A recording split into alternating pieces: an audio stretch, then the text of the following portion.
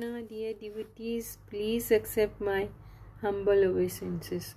All glories to His Holiness Jayapataka Swami Gurudev, His Holiness Srila Prabhupada. जय जगन्नाथ। आज विश्व भर में एकदम धूमधाम से भगवान श्री जगन्नाथ का रथ यात्रा मनाया गया है। हम भी बहुत धूमधाम से आज रथ यात्रा मनाया है और प्रभु जगन्नाथ की अपार कृपा सबको मिले, हमने प्रार्थना किया है। तो आप सभी ने भगवान श्री जगन्नाथ का नव यौवन रूप दर्शन किया है। थोड़ा सा भगवान का ऐसा रूप क्यों है, आंखें बड़े बड़े हैं, हाथ मानो शरीर के अंदर चला गया।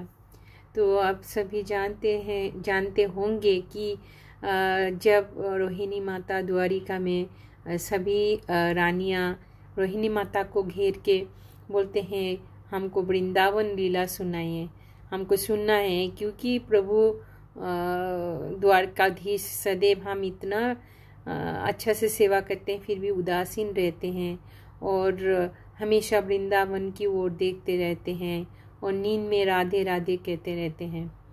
तो रोहिणी माता एक ही शर्त पर बोला, हम आप सबको ये कथा सुनाएंगे, लेकिन द्वार में किसी को आप गार्ड रखो, क्योंकि ये कथा जो है अगर प्रभु जगन्नाथ और बलदेव को सुन दिया तो अनर्थ हो जाएगा। तो उन्होंने दरवाजा पे बहुत बड़ी सभागृह में रोहिणी माता और 16,108 रानियां उनके सामने ये कथा शुरू किया और सुभद्रा माई को डोर कीपर रखा है। और जब प्रभु जगन्नाथ और बलदेव कहीं मीटिंग में जा रहे थे तो उनको तो अंतर्जामी है, सब कुछ मालूम है क्या होने वाला है, तो उनका अपना काम जल्दी निपट के जहाँ पे रोहिणी माता भगवान श्री कृष्ण का वृंदावन लीला कह रहे थे वहाँ पे देखे कि दरवाजा पे सुभद्रा माई खड़ी है और उन्होंने भी दोनों भाई एक तरफ जगन्नाथ एक तरफ बलदेव आके चुपके से खड़े हो गए। और जब ये सब गोपियों की, राखल बालक की, नंद माँ, यशोदा माँ, नंद बाबा, सबका ये इतनी विरह उनको मानो कि शरीर ही है, प्राण नहीं है किसी को कृष्ण के बिना। ये सारे जब लीला श्रवण कर रहे थे तो इतनी कष्ट हुए, इतनी व्यथित हुए, तो उनको माना कि जगन्नाथ के जो 2 हाथ हैं शरीर के अंदर चले गया और आंखें बड़े बड़े करके सुन रहे हैं। अरे बाप रे, इतना उनको पीड़ा हुआ।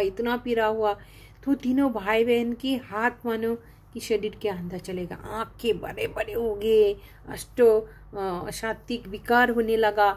और उन्होंने जब ऐसी रूप दर्शाया तब वहाँ पे नारद मुनि टपकते हैं और नारद मुनि बोलते हैं, मैंने देखा है प्रभु, मैंने देखा है आपके ये सुंदर रूप, और आप इसी रूप में प्रकट हुई प्रभु, पूरे विश्व भर में सभी को इस रूप का दर्शन दीजिए। तो भगवान तो पतित पावन है, भक्त वत्सल है, कृपालु है। तो नारद मुनि की इस अभिलाषा को पूर्ण करते हुए इसी रूप में अवतार लिए हैं।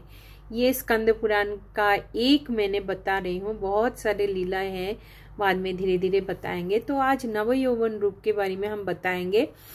एक दिन पहले नेत्रो उन्मीलिचन होता है आँख का, और रथ यात्रा के दिन जो होता है वो नव यौवन रूप होने के बाद चीरा पहरा बोलते हैं। चीरा पहरा क्या है? वो रथ के सामने जो महाराज होते हैं उड़ीसा के, पुरी के जो महाराज होते हैं, वो आके स्वर्ण झाड़ू के द्वारा रथ के सामने झाड़ू देते हैं, उसको कहते हैं चीरा पहरा। और उसके बाद ही जगन्नाथ का रथ चलने लगते हैं। तो जगन्नाथ के रथ का नाम क्या है? वो है नंदी घोष। और बलदेव जी का रथ का क्या नाम है? तालध्वज। और सुभद्रा माई की जो रथ है उनका नाम होता है पद्मध्वज। तो सबसे पहले जो रथ परी जो भगवान को रथ में चढ़ाते हैं तो उसको बोलते हैं पाहंडी विजय। वैसे झुक झुक के आते हैं, फिर उनको रथ में चढ़ाया जाता है। लेकिन सुभद्रा माई तो प्रिंसेस है, उनको सभी आम जनता के सामने वैसे झुक झुक के नहीं, उनको डायरेक्ट उनका पद्मध्वज में बिठाया जाता है। और इस तरह अभी उनका जो मूड होता है, मूड मतलब क्या है, अभी वो बहुत ही और मर्सीफुल हो जाता है प्रभु जगन्नाथ। मानो कि हाथ दो बाहें ऐसे लेके प्रसारित हैं, जैसे कि वृंदावन वासी को आलिंगन करेंगे। वृंदावन वासी को इतने साल, 100 साल उन्होंने दर्शन नहीं किया, उनको गले लगने का उत्सुक है, तो इसीलिए बहुत ज़्यादा मर्सीफुल है। तो ये जो भगवान अभी जो है जगन्नाथपुरी को नीलाचल कहा जाता है और गुंडीचा को सुंदराचल कहा जाता है। यहाँ पे रत्नवेदी छोड़ के महावेदी में जाते हैं गुंडीचा में। और भगवान जो जगन्नाथपुरी का ऐश्वर्य का धाम होता है और गुंडीचा को बोलते हैं माधुर्य धाम, जैसे कि वृंदावन के साथ तुलना किया है।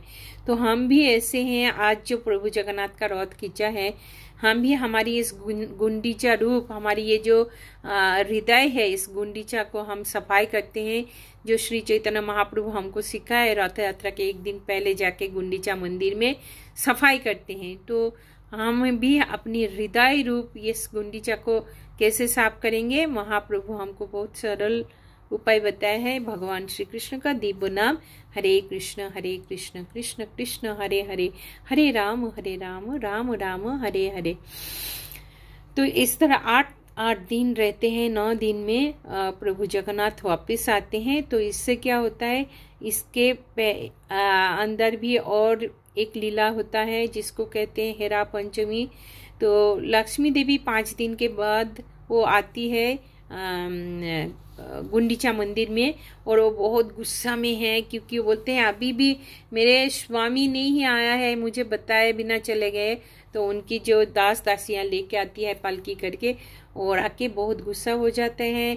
और प्रभु जगन्नाथ की यहाँ पे बोलते हैं अभी तुरंत चलिए, और इनका सेवा भी ना हो, किचन में जाके जितने चूल्हा है सब तोड़ फोड़ करके वो आ जाती है।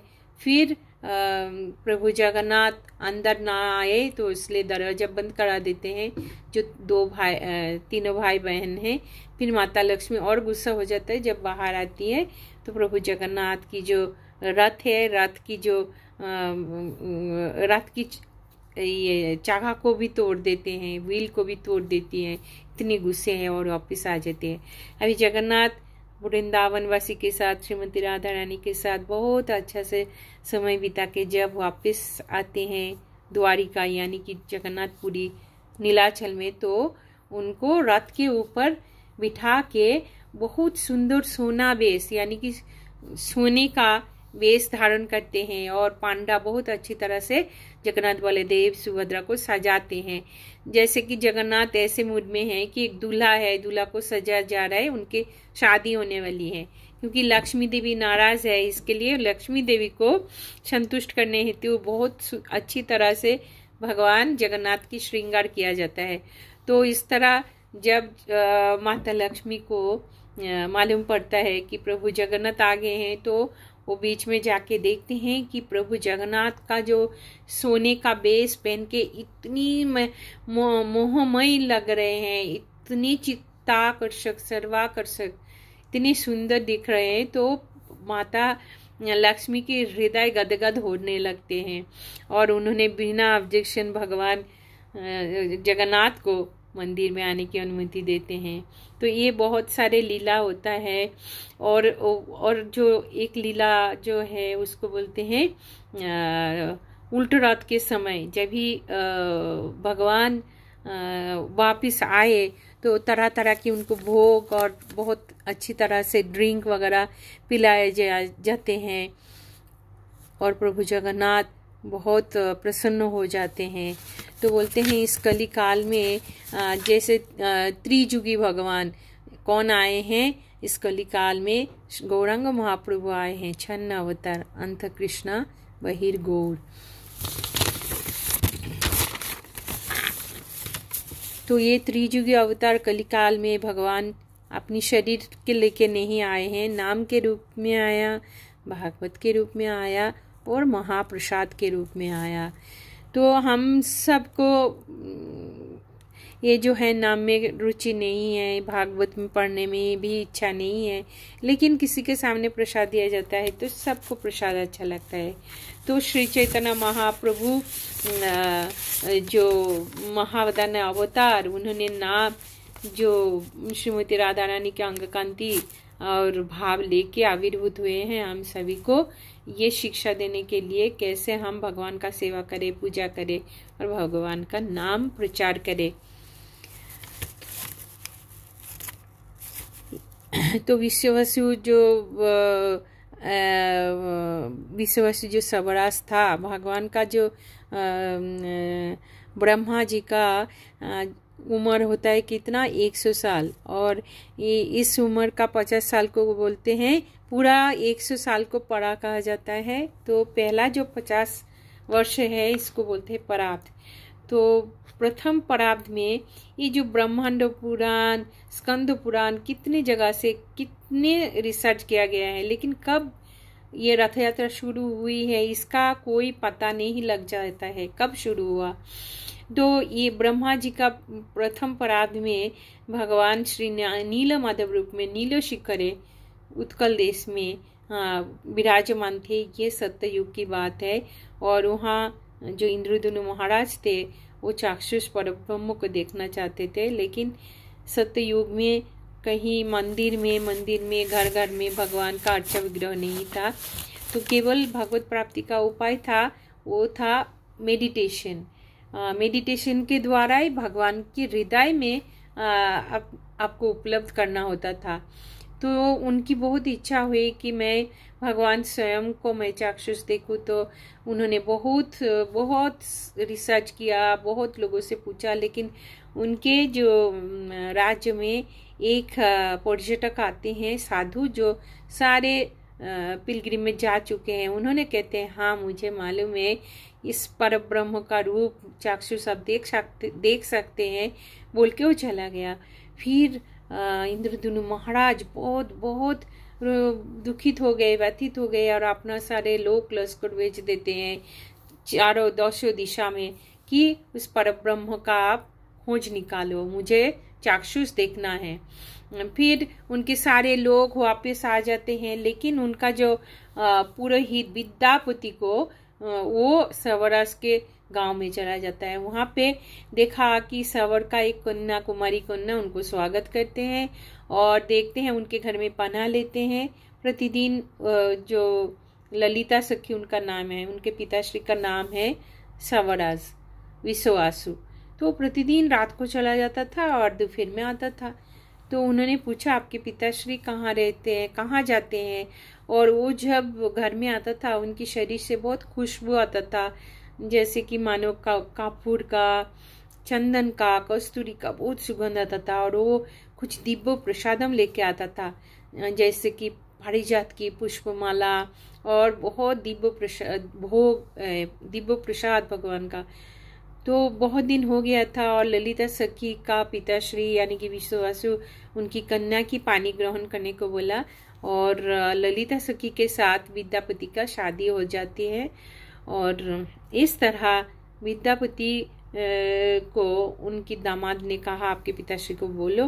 तो ये बात कहना मना है। पिताश्री कहाँ जाते हैं? तो बोले आप तो मैं आपका दामाद हूँ, उनको बोलिए, और आप मेरे पत्नी हो, मुझसे क्या छुपाना।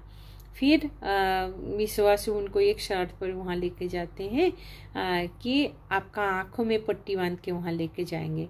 तो आंखों में पट्टी बांध के जब लेके जाते हैं तो उससे पहले ये जो विद्यापति ललिता सखी को बोलते हैं कुछ मास्टर सीड्स मुझे दो, और आंचल में बांध के दिया धोती के इसमें।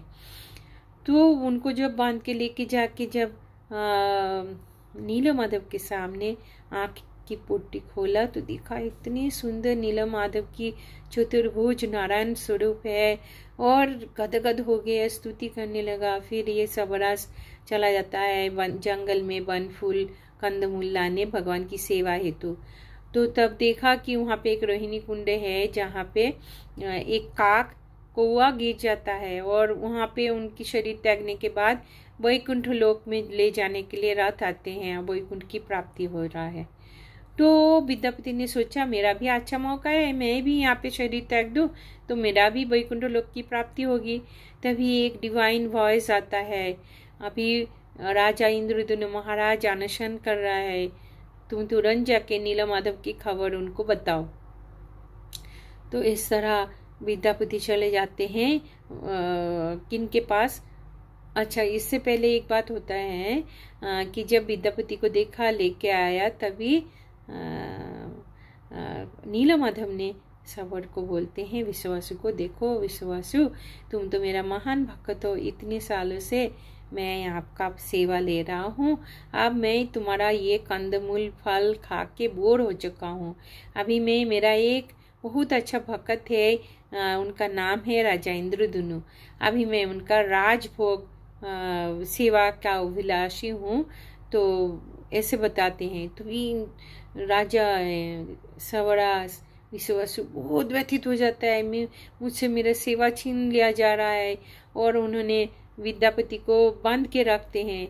तो विद्यापति इस तरह वहाँ से चला जाता है चुपके से ललिता सखी के साथ। ऐसे फिर राजा को जाके ये खुशखबरी देते हैं, और राजा इंद्रद्युम्न महाराज सारे लोग लश्कर लेके आते हैं, और जब आके पहुंचते हैं कि नीलमाधव, तब गायब हो जाता है। फिर वो अनशन करने शुरू करता है कि मुझे प्रभु नीलमाधव स्वरूप का दर्शन नहीं हुआ है।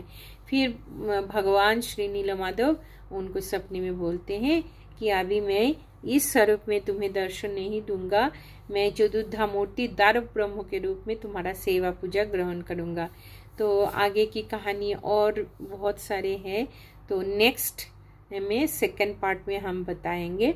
और तब तक भगवान श्री जगन्नाथ की अपार कृपा हो आप सभी को, कि उनकी जो आज के दिन जो भी रथ का जो रस्सी है खींचने से महाभाग, यानी कि आपकी पूरी सौभाग्य मिल सकते हैं, केवल रथ की डोरी खींचने से ही बोलते हैं आपका मोक्ष लाभ होता है। और कोई कोई वृद्ध आते हैं और सोचते हैं कि जगन्नाथ या बलदेव सुभद्रा के रथ के नीचे हम प्राण त्याग करेंगे तो हमें भगवत प्राप्ति हो जाएगी। तो इसीलिए जगन्नाथपुरी में जब रथ यात्रा होती है तो अंदर की जो रस्सी की पार्ट है वहाँ पे पुलिस सिक्योरिटी बहुत स्ट्रिक्ट है, ताकि कोई आके जगन्नाथ की रथ के सामने आके प्राण त्याग ना करे। तो इस तरह प्रभु जगन्नाथ की ओर से बहुत बहुत सारी लीलाएं हैं। तो हम सेकंड पार्ट में महाप्रसाद के बारे में चर्चा करेंगे, और क्यों महाप्रसाद जगन्नाथपुरी का ही प्रसाद कोई बताते हैं, क्यों और कोई नहीं। तब तक जय जगन्नाथ, जय बलदेव, जय सुभद्रा माई श्री दर्शन की जय। हरि हरि बोल। रथ यात्रा महामहोत्सव की जय। श्री गुरुदेव की जय। श्री प्रभुपाद की जय। अनंत कोटि वैष्णव वृंद की जय। नीलाचले निवासाय नित्याय परमात्मने बलभद्र सुभद्राभ्यां जगन्नाथाय ते नमः। हरे कृष्णा। हरि हरि।